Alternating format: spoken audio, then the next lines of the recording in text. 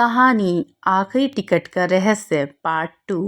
रोहन के हाथ कांप रहे थे जब उसने अपने मोबाइल पर ही अपने ही घर की तस्वीर देखी और साथ आया मैसेज भी पढ़ा।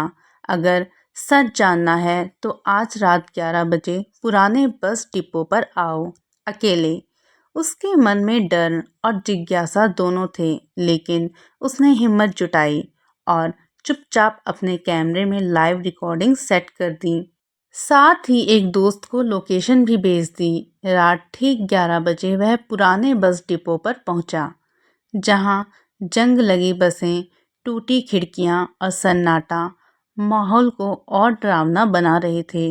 तभी पीछे से आवाज आई, बहुत हिम्मत है तुझ में।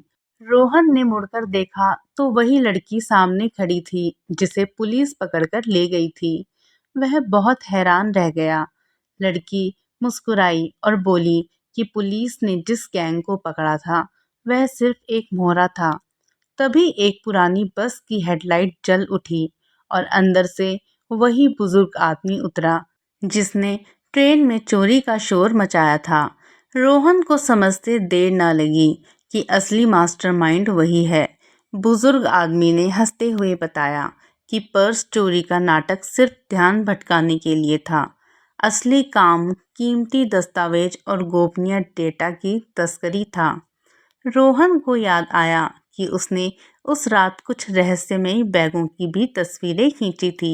बुजुर्ग ने मांग की कि वह सारी तस्वीरें उन्हें सौंप दे, क्योंकि उनमें उनका असली सामान कैद हो गया था। रोहन ने शांत स्वर में पूछा कि अगर वह मना कर दे तो क्या होगा। तभी अंधेरे से 4 लोग और बाहर आए और माहौल तनावपूर्ण हो गया। लेकिन अगले ही पल दूर से पुलिस सायरन की आवाज गूंज उठी। रोहन हल्का सा मुस्कुराया, क्योंकि उसने पहले ही पुलिस को सब सूचना दे दी थी और उसकी लाइव रिकॉर्डिंग सीधे पुलिस तक पहुंच रही थी। गैंग के लोग भागने लगे, लेकिन बस डिपो चारों तरफ से घिर चुका था। कुछ ही मिनटों में सभी गिरफ्तार हो गए। जाते जाते लड़की ने रोहन की तरफ देखा और कहा कि हर सफर में एक और आखिरी टिकट होता है। रोहन ने भी जवाब दिया कि हर टिकट का एक गंतव्य भी होता है। कुछ महीनों बाद रोहन ने इस पूरे घटनाक्रम पर किताब लिखी, जो काफ़ी लोकप्रिय हुई।